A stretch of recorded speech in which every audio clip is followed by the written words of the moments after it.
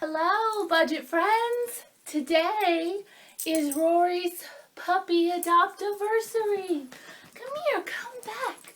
Come back, come here. Come here, come here. I picked up this little fuzzy butthole, slush love of my life, at the Columbus Lowndes, Mississippi Humane Society 4 years ago today, and today's Thursday, and y'all won't see this till tomorrow, but I wanted you to know that it's her puppy adoptiversary, and I'm very, very lucky to have her, even if she just left me because I was annoying her or something. But I hope I get to annoy her and her me for many, many years to come. So, I have questions today, as normal, because it's Financial Friday. Yay! So, I also have broth because I'm getting sick. Alrighty, let's go. Alright, Britt Johnson says, "Hey there, Budget Girl. I have a quick question about your Operation Christmas Child. What led you to start doing it? I think it's a great idea. I was just curious how and why you got started with it. Also, I sent you an email via YouTube that may or may not be considered a financial question." I never got that, by the way. I checked both my GoBudgetGirl@gmail account and my YouTube account, just an FYI. On the Operation Christmas Child, I have been doing that for so many years. I think I found out about it because of the church I was attending at the time decided to participate, and I just really loved it. I really, really enjoyed putting together those boxes, and it's been something I look forward to every single year since. So, and I've gotten more involved with it over the years. I've been able to do articles through the newspapers I work at on local sites, and I get to learn about people that actually go out and deliver the boxes, and I've just been able to learn so much more about it, and the more I learn about it, the more I love it. So, I will continue doing that for many, many years to come. Alright, Megan Betchnell says, "Have you considered seeking a lower interest refinance loan?" Yes, because my interest is 6.8%, which is huge. But I had thought about this, and I called Dave to ask once, this was a couple of years ago, if you should ever refinance your student loans, and he said yes, if you can find a lower fixed rate, not adjustable, because that's where you can get into trouble, is if you sign up for an adjustable rate. You can start out at like 2.3%, next thing you know you're 12%, and there's nothing you can do. So I have looked at several companies, followed half a dozen links, and half applied, send me more information on this or give me a rate quote. And every time they've sent it back, it's been like 6.5, or such a small difference that it wouldn't really matter. And yeah, every percentage point matters, of course, but most of the companies want to give you an adjustable rate, which I'm not going to do. No. And most don't offer the same protections that the government does through student loan rate. Now, here's the thing with that. I probably do not necessarily need the protections that the government gives you, i.e. forbearance or deferment if something were to happen and you couldn't pay your student loans for a while. But for most people, that's something that they might need, especially if you're going to have these loans for like the next 10 years. I'm going to have these loans for 2 years max, but still, I just wasn't willing to sacrifice the, I guess the monster I know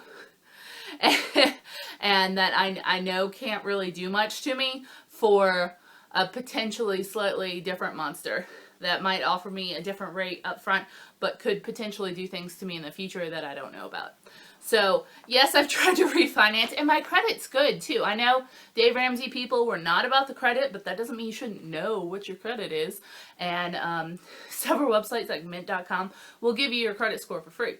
And so I know what my credit is, and it's very good because I don't take money out. I don't use credit cards, and I pay on my student loan and on my bills, so my credit is very good. But despite that, they don't want to give me a better rate. So for the time being. Now, if I get an email tomorrow that's like, hey, apply at this thing. We offer the same federal protections. We can refinance your loan at 3%. I'm totally going to look into that, because that's, hundreds of dollars you're ending up saving in the long run. But unless they offer me a much better deal than what I currently have, I will not be refinancing. So read the fine print. If you were looking into that, consider all of your options. Dave himself told me, yeah, you can totally refinance it. Just make sure it's fixed and that you know what you're signing. So, alrighty, next. Susan Pominaville. That's kind of a cool name. Sounds like Pomeranian. She says, hi, budget girl. I was wondering if at the beginning of your debt-free journey, you ever had expenses crop up that totally undermined your budget and planning. I've been doing cash envelopes and planning my budget since September with the idea of, for real, starting January 1st, 2016. So you're in the middle of your first month. That's exciting and terrifying. Everything was on track, and then I hurt my knee in November. Now I need a brace, $200, and physiotherapy for 3 months, about $900, all obviously unexpected, and before I could even save up my $1,000 emergency fund. Did you go through any of this? And if so, how did you handle it? Oh, Susan, I am so sorry about your knee. I have been there. Thank God it was in college when I had insurance. I blew my ACL, PCL, and MCL?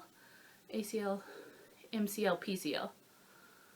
Whatever the 3 ligaments are that basically keep your knee going in the right direction, I busted all 3 of those in a sorority dance-off competition.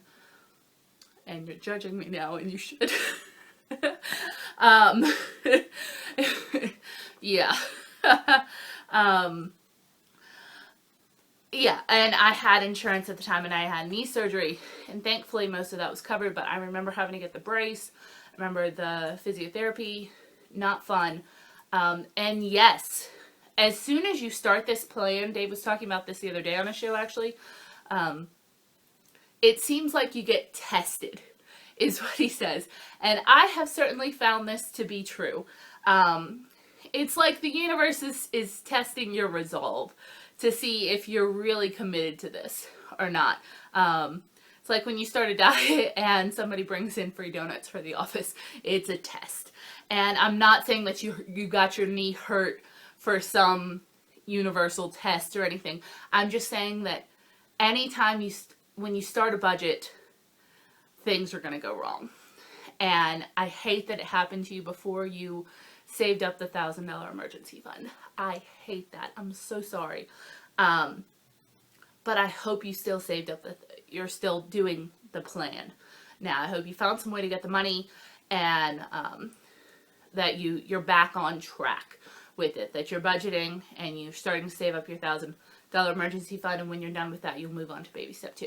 Because here's the thing. I mean, that could happen. Anything like that could happen, whether or not you've started the baby steps. The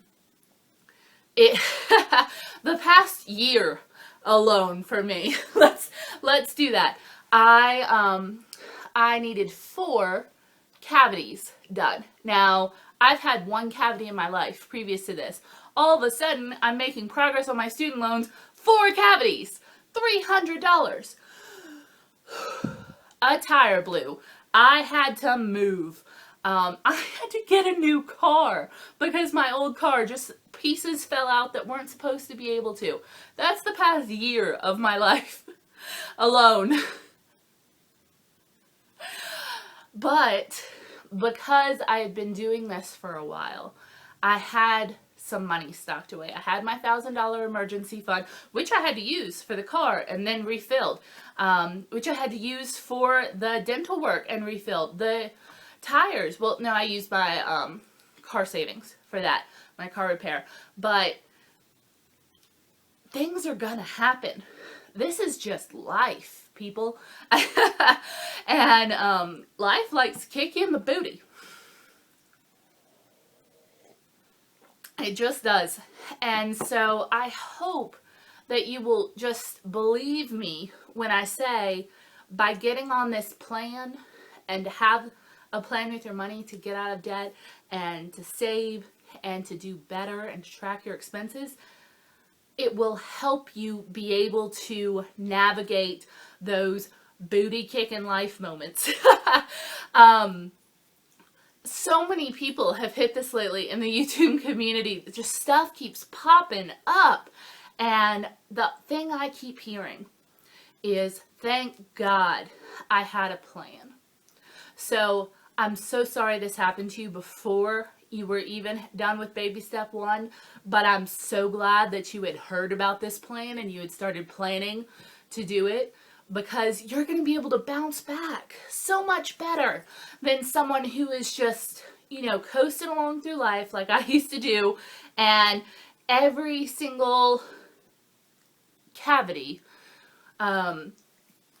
threw my world out of orbit so far. Whereas now, I just pay for it. And, and then you rebuild the emergency fund. And I don't know, something about this plan makes it easier to navigate life's booty kicking moments. That's all there is to it. You know what you have to do. I've always kind of felt like this was the instruction book that you never get. You keep expecting to get like a little instruction book that tells you what to do with your life in high school, and this was finally the instruction book that I got that told me what to do with my money, so that I wouldn't just be running around like a person with their hair on fire. So please keep on the plan. Everybody, not just Susan. It's a better way to live, and I hope you get back on track real fast. But yes, I have been through so many unexpected things that wanted to kick me in the butt, but fortunately I stayed the course, and I really think that's the key. All right, Mama Files says, thanks for responding to my question. Speaking of principals, I purchased a car in December 2015. If I put extra money on the principal as well as pay the principal amount a month ahead, do I have to pay interest for the month I paid ahead? My goal is to pay off the car in 3 years versus 6 without paying so much interest. What are your views on taking this route? I know you spoke about student loan interest. Okay, so I have not seen your particular contract, and I have never had a car that I had to finance, but do not pay ahead on interest. Okay? Don't give them money and be like, hey, this is for the interest I haven't accrued yet. Because that means they just get to hold it until you accrue that interest, and that money's just sitting there doing nothing. I would have to look at your contract. So please get someone that you trust to look at this for you. But you should be able to pay ahead on your principal. So if your car payment is $600 a month, and you pay maybe an extra $100 just for ease's sake in interest, and you want to pay 2 months at a time, you can pay, you can send them your $700 car payment and then send them another check for $600 or $700 and say, put this to the principal. Your contract, and you're going to have to look in the way that you have to do this. Just call the company and say, hey, how do I pay extra on my principal? Do not use the word ahead, because how can I pay extra to the principal? Do not let them just hold your money for a month. You understand? Don't let them take your money from you and just say, oh, okay, well, you don't owe a payment next month. And because they're just holding it. They're not doing anything. And next thing you know, you're 4 or 5 months ahead, but your balance hasn't gone down. You have to figure out how to get them to take your balance down without them just holding on to it. So no, you don't want to pay ahead on interest. You just want to pay any extra money to the principal. Please look at your contract and have somebody else that you trust look at your contract and figure out how to do this, because people are sneaky. Big companies are sneaky, and just be very, very careful. But I'm happy that you'll be paying off your car faster. That's wonderful. And no more car payments. we hate car payments. All right. Dove in Flight says, do you use a budget binder? Nope. I used to. I used to have a very colorful binder that I had per year. And I would file all of my statements in it, from credit cards, from banks. I would put every single piece of financial paperwork in there. I would file it. It was beautiful. It was organized. It was useless. Nowadays, I have signed up for online bill payment for everything. And I save the emails.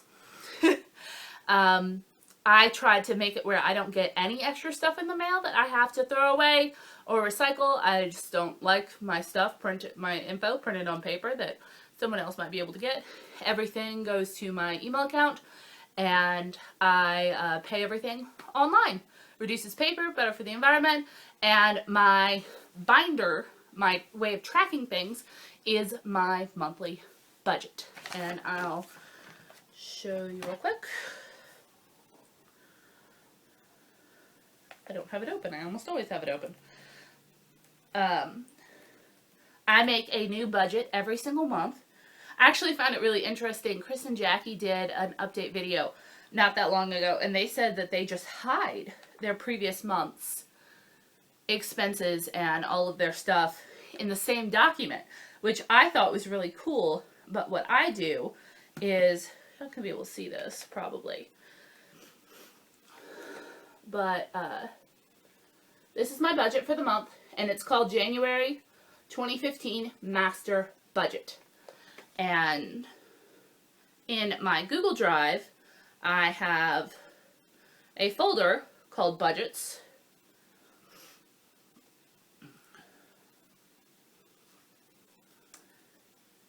Come on, you can do it.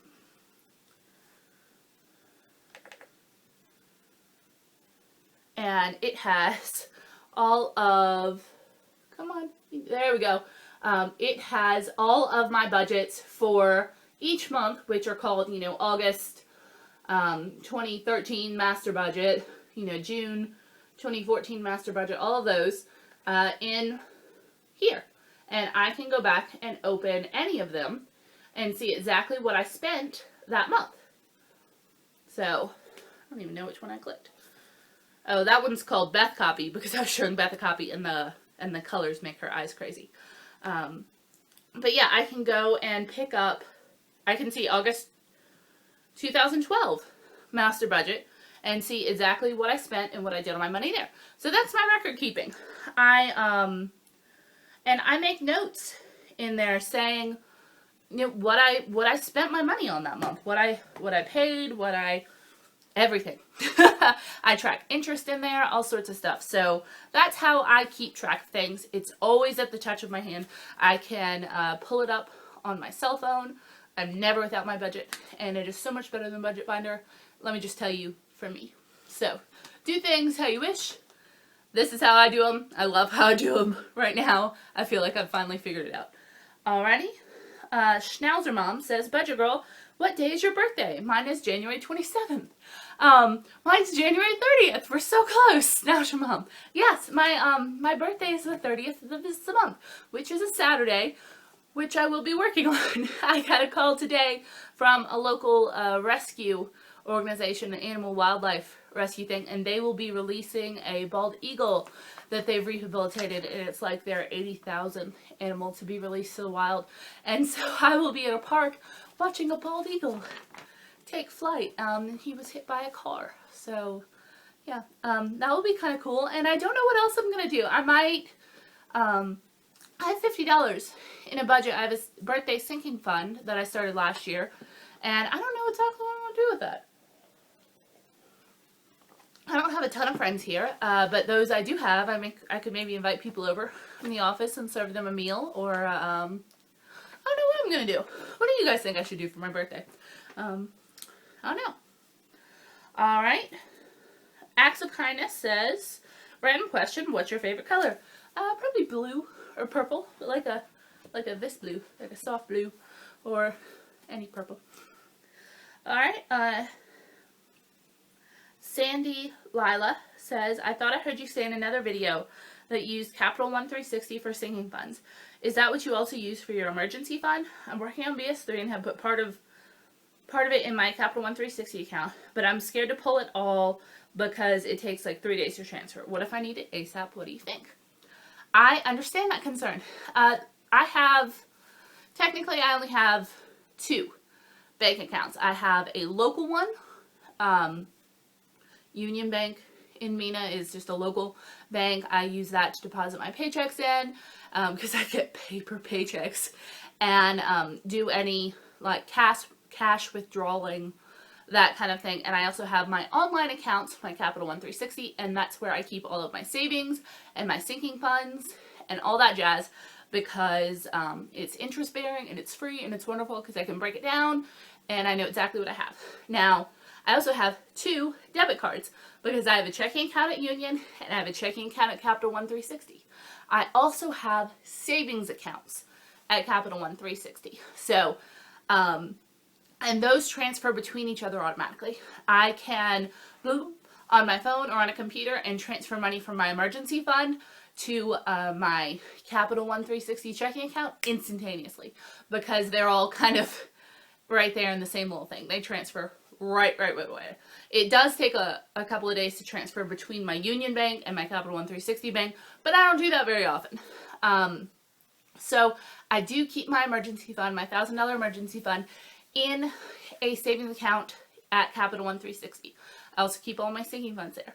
If I need anything from my emergency fund or from any of those sinking funds, I just bloop and transfer it to my checking account, which has a debit card attached to it.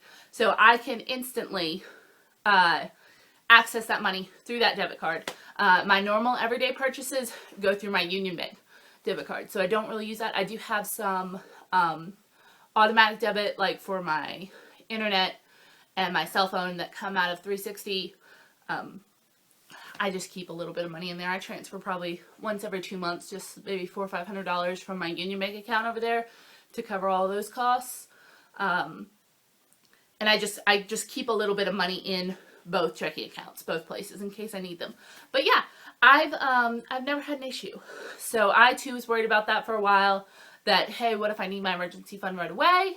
And, well, I have a checking account over there, and I have a debit card attached to it, so I can pull it out right away if I need to. So, and usually you're not going to need something like that. You have enough time to deal with the problem. Like, even if your car breaks down or something, usually they're not going to be able to do that instantaneously. They don't need payment right that second. They're going to take a couple hours to fix your car. You're going to go back to your office, to your home, and you have time to get on the computer, and you can, play with it, or you can go to the bank, or whatever. So, but yeah, and the debit card through Cap One 360 does have a bunch of ATMs that you can use for free. And you can also obviously use it as an actual debit or credit card for free. So, that's it. Mir Patirska, I'm hoping I'm saying that right, asks, "Hi, sweet BG. I'd like to know how long you've been paying your debt and budgeting, and how long do you think it will take for you to pay it all off?" I don't think you've talked about this before. I think I have. I learned about Dave Ramsey in college, and I started kind of doing budgets but not following through on them after college. When I really finally got serious was when I lost my job at a newspaper I was working at in Columbus, Mississippi. I didn't do anything wrong. They just found someone that could do my job cheaper than me. And it was really devastating. And so all of a sudden I'm out of a job. I'm on unemployment. I'm looking for a new job. I know I'm going to have to move to it. And I decided I really had to tighten the belt and actually get serious about this financing, because I didn't have any money. I was broke. I was totally broke. I didn't have a job. It was awful. And so when I got an offer to move down to Hammond, Louisiana in August of 2013, yes, August 2013, I jumped on it. And I decided when I got my first paycheck there that I would start paying on my student loans. I deferred them to that point, and I was going to get really, really serious, completely turn my life around finance-wise. And I did. And so since August 2013, I have been, well, I think I made my first payment in September 2013. I moved in August. I made my first payment in September 2013. And, yeah, started working a plan from there. So, and how long it's going to take. Amortization calculators are a little unreliable, because, you're always gaining a little bit. Well, I'm always gaining a little bit of income sources from here or there from YouTube. I never know exactly what I'm going to get, but low estimates say kind of mid 2017 is when I'm going to finish, which is exciting. By 2018, I will be out of debt. I'm very excited about that because that means I'll be debt free before I'm 30. Oh, that's going to be awesome. So, yeah, I turn 28 on the 30th of this month, and about 4 or 5 months, I'm thinking, probably, or summer of 2017 is when I'm hoping to be out of debt. Now, it may happen a little sooner. Hopefully it won't happen after that, but those are my calculations right now. And they're always changing. I used to think it would be 2020 before I was out of debt, and that was based on the amount of money that I was able to contribute at the time that I did those calculations. Now that's gone up. I've learned how to reduce some of my expenses. You know, things always change. So, yeah, summer 2017. I'm very excited, yeah. So, yeah, we've got all this year, 2016, and about half of next year. So I've got about a year and a half left. It's getting closer. And I gotta tell you, 2.5 years ago, that did not seem close. I'm ready for it. All right, and last question, Fruit Gum asks, what would you do in a couple of months? I'll be entitled to a long service leave, something a lot of companies in Australia offer after 10 years of service. This will be a total of 8 extra weeks paid leave. If you have the chance, would you keep the 8 weeks leave for later use, or would you cash them in for the money, knowing you'd lose about 1/3 in tax? I'm on baby step 2, just asking a few YouTubers for opinions. Thanks. I am glad you're asking more than just me, because I have not experienced this. I have yet to work a job that offers more than 6 days of paid leave per year. And this one right now doesn't offer any until you've served a year. So that's really cool that Australia companies will pay you 2 months paid leave after 10 years of service. That's amazing. That's really cool. You're asking what I would do. I would certainly not take the tax penalty. I get how that could be really attractive, especially since you're on BS2 and you want to pay off that debt. And so you basically be trading in 5 or so, 3 weeks of leave. You'd be trading 3 weeks of paid leave for money, for cash money. If it were to me, I would take the 2 months off paid leave. Now it does seem like you could take it for later use and not say the penalty, because you're saying, would you keep the 8 weeks leave for later use, or would you just take them right at your 10-year anniversary? I would certainly schedule that to when that could be some really cool time for you to take off. Or perhaps you could schedule it during like a summer or something and get a summer job that you're able to earn some money then, and you'd be making double. And then you could still put money towards debt without taking that tax cut. If it were up to me, once again, this is just me. I certainly don't know your situation. I don't know if you have a family and you would want to take the summer to like spend more time with them or anything. I would not let 1/3 of it go away, but to take a lump sum. I would take the 2 months vacation and then maybe use that time to try to generate some income on the side. And let me know what you decide to do, because that's very interesting. I'd love to hear what other YouTubers are saying that you should do. I would hate to lose that money by taking it as a lump sum. I would take your vacation. And yeah. So those are questions for today. And I hope you are all doing really, really well. And please ask your finance questions below. Don't forget to tell me what you think I should do for my birthday. And I will see you all later. Bye.